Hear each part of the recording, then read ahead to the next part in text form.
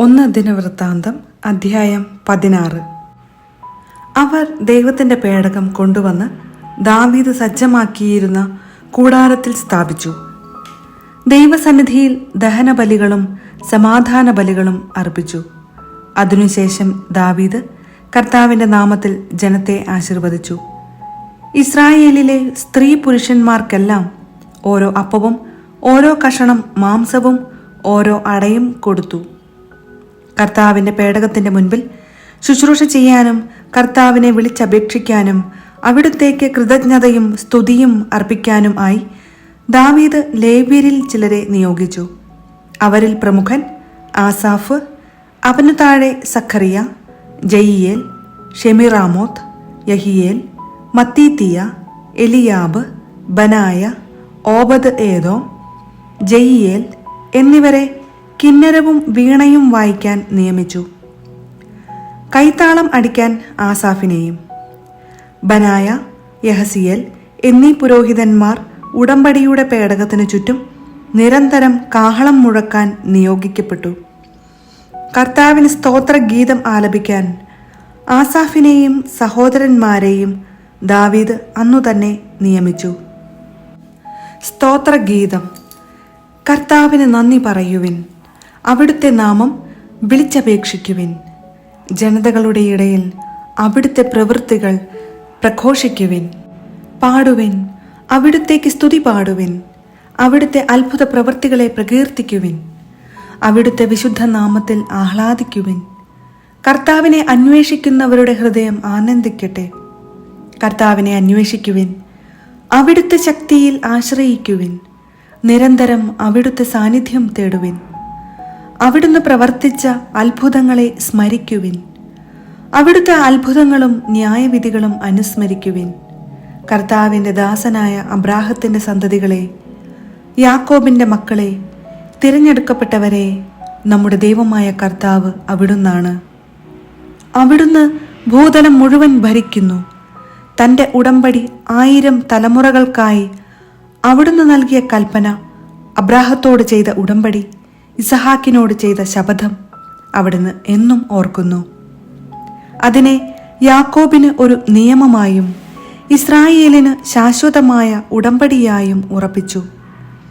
കാനാൻ ദേശം ഞാൻ നിനക്ക് അവകാശമായി തരും, കർത്താവ് അരുളി ചെയ്തു. അവർ എണ്ണത്തിൽ കുറവും നിസ്സാരരും പരദേശികളും ആയിരുന്നപ്പോൾ ദേശങ്ങളിൽ നിന്ന് ദേശങ്ങളിലേക്കും രാജ്യങ്ങളിൽ നിന്ന് രാജ്യങ്ങളിലേക്കും അലഞ്ഞു നടന്നപ്പോൾ ആരും അവരെ പീഡിപ്പിക്കാൻ അവിടുന്ന് അനുവദിച്ചില്ല. അവർക്കു വേണ്ടി രാജാക്കന്മാരെ അവിടുന്ന് ശാസിച്ചു. അവിടുന്ന് അരുളി ചെയ്തു, എൻ്റെ അഭിഷിക്തരെ തൊടരുത്, എൻ്റെ പ്രവാചകന്മാരെ ഉപദ്രവിക്കരുത്. ഭൂതലമേ, കർത്താവിന് ഗാനം ആലപിക്കുവിൻ. അവിടുത്തെ രക്ഷ അനുദിനം പ്രകീർത്തിക്കുവിൻ. രാജ്യങ്ങളോട് അവിടുത്തെ മഹത്വം പ്രഖ്യാപിക്കുവിൻ. ജനതകളോട് അവിടുത്തെ അത്ഭുതങ്ങൾ പ്രഘോഷിക്കുവിൻ. എന്തെന്നാൽ കർത്താവ് ഉന്നതനാണ്, അത്യന്തം സ്തുത്യർഹനാണ്, സർവ്വദേവന്മാരെയും കാൾ ആരാധ്യനുമാണ്. ജനതകളുടെ ദേവന്മാരോ വിഗ്രഹങ്ങളും. കർത്താവ് ആകാശങ്ങളെ സൃഷ്ടിച്ചു. മഹത്വവും തേജസ്സും അവിടുത്തെ വലയം ചെയ്യുന്നു. ശക്തിയും ആനന്ദവും അവിടുത്തെ ആലയത്തിൽ നിറഞ്ഞു നിൽക്കുന്നു. കർത്താവിൻ്റെ ശക്തിയും മഹത്വവും സകല ജനതകളും പ്രകീർത്തിക്കട്ടെ. അവിടുത്തെ നാമത്തെ യഥായോഗ്യം മഹത്വപ്പെടുത്തുവിൻ. തിരുമുൻപിൽ കാഴ്ച സമർപ്പിക്കുവിൻ. കർത്താവിൻ്റെ പരിശുദ്ധ തേജസ്സിനു മുൻപിൽ വണങ്ങുവിൻ. ഭൂതലം കർത്താവിൻ്റെ മുൻപിൽ പ്രകമ്പനം കൊള്ളട്ടെ. അവിടുന്നാണല്ലോ ലോകത്തെ അചഞ്ചലമായി ഉറപ്പിച്ചത്. സ്വർഗം ആനന്ദിക്കട്ടെ, ഭൂമി ആഹ്ലാദിക്കട്ടെ. കർത്താവ് വാഴുന്നു എന്ന് ജനതകളുടെ മധ്യേ അവ ഉദ്ഘോഷിക്കട്ടെ. സമുദ്രവും അതിലുള്ള സകലതും അട്ടഹസിക്കട്ടെ. ഭൂമിയും അതിലുള്ള സകലതും ആഹ്ലാദിക്കട്ടെ. വനാന്തരങ്ങളിലെ തരുനിരകൾ ആനന്ദഗീതം ആലപിക്കട്ടെ. കർത്താവ് ഭൂമിയെ വിധിക്കാൻ വരുന്നു. കർത്താവിന് കൃതജ്ഞതയർപ്പിക്കുവിൻ. അവിടുന്ന് നല്ലവനാണ്. അവിടുത്തെ സ്നേഹം ശാശ്വതമാണ്. ഞങ്ങളുടെ രക്ഷകനായ ദൈവമേ, ഞങ്ങളെ മോചിപ്പിക്കണമേ.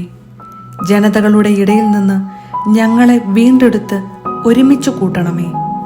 ഞങ്ങൾ അങ്ങയുടെ വിശുദ്ധ നാമത്തിന് നന്ദി പ്രകാശിപ്പിക്കട്ടെ. അങ്ങയെ സ്തുതിക്കുന്നതാണ് ഞങ്ങളുടെ അഭിമാനം. ഇസ്രായേലിന്റെ ദൈവമായ കർത്താവ് അനാദി മുതൽ അനന്തത വരെ വാഴ്ത്തപ്പെടട്ടെ എന്ന് പറയുവിൻ. ജനം ആമേൻ എന്ന് പറഞ്ഞ് കർത്താവിനെ സ്തുതിച്ചു.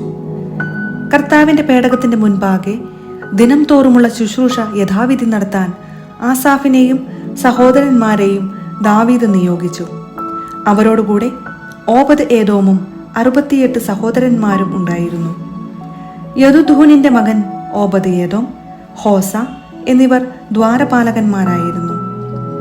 പുരോഹിതന്മാരായ സാദോക്കും സഹോദരന്മാരും ഗബയോനിലെ ആരാധനാ സ്ഥലത്ത് കർത്താവിന്റെ കൂടാരത്തിനു മുൻപിൽ ശുശ്രൂഷ ചെയ്തു. ഇസ്രായേലിന് കർത്താവ് നൽകിയതും നിയമഗ്രന്ഥങ്ങളിൽ എഴുതിയിരുന്നതുമായ കൽപ്പനകൾ അനുസരിച്ച് പ്രഭാതത്തിലും പ്രദോഷത്തിലും മുടങ്ങാതെ ബലിപീഠത്തിന്മേൽ അവർ കർത്താവിന് ദഹനബലി അർപ്പിച്ചു.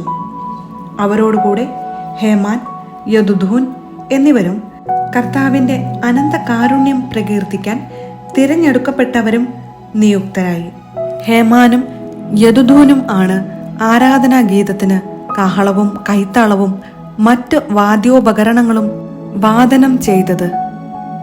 യദുഥൂന്റെ പുത്രന്മാരെ വാതിൽ കാവൽക്കാരായി നിയോഗിച്ചു. പിന്നീട് ജനം വീടുകളിലേക്ക് മടങ്ങി. ദാവീദ് തന്റെ കുടുംബത്തെ ആശീർവദിക്കാൻ പോയി. 1 ദിനവൃത്താന്തം അധ്യായം 17. നാഥാന്റെ പ്രവചനം. ദാവീദ് കൊട്ടാരത്തിൽ വസിക്കുമ്പോൾ പ്രവാചകനായ നാഥാനോട് പറഞ്ഞു, ഞാൻ ദേവദാരു നിർമ്മിതമായ കൊട്ടാരത്തിൽ വസിക്കുന്നു, എന്നാൽ കർത്താവിന്റെ പേടകം കൂടാരത്തിലാണ്. നാഥാൻ ദാവീദിനോട് പറഞ്ഞു, നീ വിചാരിക്കുന്നത് പോലെ ചെയ്യുക, ദൈവം നിന്നോട് കൂടെയുണ്ട്.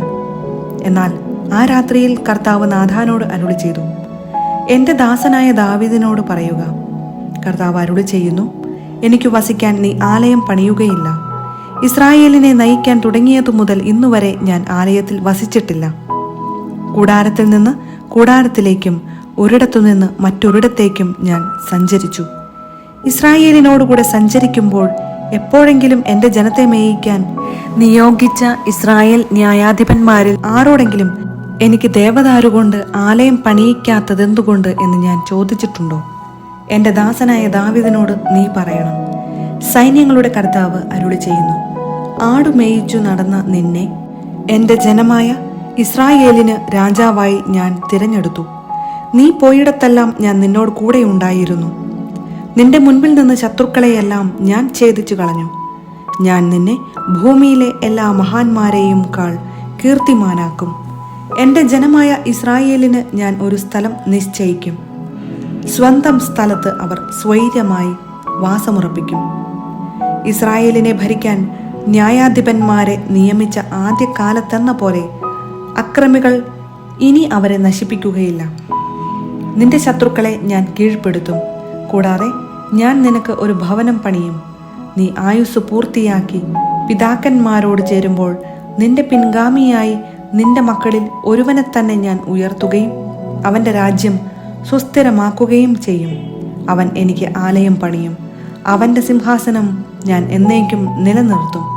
ഞാൻ അവന് പിതാവായിരിക്കും, അവൻ എനിക്ക് പുത്രനും. നിന്റെ മുൻഗാമിയിൽ നിന്ന് എന്ന പോലെ ഞാൻ എൻ്റെ സ്നേഹം അവനിൽ നിന്ന് പിൻവലിക്കുകയില്ല. ഞാൻ അവനെ എൻ്റെ ഭവനത്തിലും എൻ്റെ രാജ്യത്തിലും എന്നേക്കും ഉറപ്പിക്കും. അവൻ്റെ സിംഹാസനം എന്നും നിലനിൽക്കും. ഈ ദർശനവും വാക്കുകളും നാഥാൻ ദാവീദിനെ അറിയിച്ചു. അപ്പോൾ ദാവീദു രാജാവ് അകത്തുപോയി കർത്താവിൻ്റെ സന്നിധിയിൽ ഇരുന്നു പറഞ്ഞു, കർത്താവായ ദൈവമേ, അവിടുന്ന് എന്നെ ഈ നിലയിൽ എത്തിക്കാൻ ഞാനോ എൻ്റെ കുടുംബമോ എന്തുള്ളൂ? ദൈവമേ, അവിടുത്തേക്ക് ഇത് നിസ്സാരമായിരുന്നു. ഈ ദാസന്റെ കുടുംബത്തിന് വരാൻ പോകുന്ന കാര്യങ്ങൾ കൂടി അവിടുന്ന് വെളിപ്പെടുത്തിയിരിക്കുന്നു. വരാനിരിക്കുന്ന തലമുറകളെ അവിടുന്ന് എനിക്ക് കാണിച്ചു തന്നിരിക്കുന്നു. അങ്ങ് ഈ ദാസനു നൽകിയ ബഹുമാനത്തെക്കുറിച്ച് ദാവീദിന് ഇനി എന്തു പറയാൻ കഴിയും? ഈ ദാസനെ അവിടുന്ന് അറിയുന്നുവല്ലോ. കർത്താവേ, ഈ ദാസനു വേണ്ടി ഈ വലിയ കാര്യങ്ങളെല്ലാം അവിടുന്ന് സ്വമനസാ ചെയ്തിരിക്കുന്നു. അവ പ്രസിദ്ധമാക്കുകയും ചെയ്തിരിക്കുന്നു. കർത്താവേ, അങ്ങയെപ്പോലെ മറ്റൊരു ദൈവത്തെപ്പറ്റി ഞങ്ങൾ കേട്ടിട്ടില്ല. അങ്ങല്ലാതെ വേറെ ദൈവമില്ല. അവിടുത്തെ ജനമായ ഇസ്രായേലിനെ പോലെ ഭൂമിയിൽ വേറെ ഏതു ജനമുണ്ട്? അങ്ങ് ഇസ്രായേലിനെ ഈജിപ്തിൽ നിന്ന് മോചിപ്പിച്ച് സ്വന്തം ജനമാക്കി. മഹാത്ഭുതങ്ങളും കൊടും ചെയ്തികളും വഴി അവരുടെ മുൻപിൽ നിന്ന് ജനതകളെ നിർമ്മാർജ്ജനം ചെയ്തു, മഹത്വം ആർജിച്ചു. കർത്താവെ, അങ്ങ് ഇസ്രായേലിനെ എന്നേക്കും അങ്ങയുടെ ജനമായി തിരഞ്ഞെടുത്തു. അങ്ങ് അവർക്ക് ദൈവമായി തീർന്നു. കർത്താവെ, ഈ ദാസനെയും കുടുംബത്തെയും സംബന്ധിക്കുന്ന അങ്ങയുടെ വാക്ക് എന്നേക്കും നിലനിൽക്കട്ടെ. അരുളി ചെയ്തതുപോലെ അവിടുന്ന് പ്രവർത്തിക്കണമേ. അങ്ങയുടെ നാമം എന്നേക്കും നിലനിൽക്കുകയും സൈന്യങ്ങളുടെ ദൈവമായ കർത്താവാണ് ഇസ്രായേലിന്റെ ദൈവം എന്ന് ഉദ്ഘോഷിക്കപ്പെടുകയും ചെയ്യട്ടെ. അങ്ങയുടെ ഈ ദാസന്റെ ഭവനം എന്നേക്കും അങ്ങയുടെ മുൻപിൽ നിലനിൽക്കട്ടെ. എൻ്റെ ദൈവമേ, അവിടുന്ന് ഈ ദാസനു വേണ്ടി ഒരു ഭവനം പണിയുമെന്ന് വെളിപ്പെടുത്തിയിരിക്കുന്നു. അതുകൊണ്ട് അങ്ങയുടെ സന്നിധിയിൽ ഇങ്ങനെ പ്രാർത്ഥിക്കാൻ ഈ ദാസൻ ധൈര്യപ്പെടുന്നു. കർത്താവെ, അങ്ങാണു ദൈവം. ഈ ദാസന് ഈ വലിയ നന്മകൾ അങ്ങ് വാഗ്ദാനം ചെയ്തിരിക്കുന്നു. ആകയാൽ അവിടുത്തെ ദാസന്റെ ഭവനത്തെ അനുഗ്രഹിക്കാൻ തിരുമനസ്സാകണമേ. അങ്ങനെ അത് എന്നും അവിടുത്തെ മുൻപിൽ ആയിരിക്കട്ടെ. എന്തെന്നാൽ കർത്താവെ, അങ്ങ് അനുഗ്രഹിച്ചത് എന്നേക്കും അനുഗ്രഹീതമായിരിക്കും.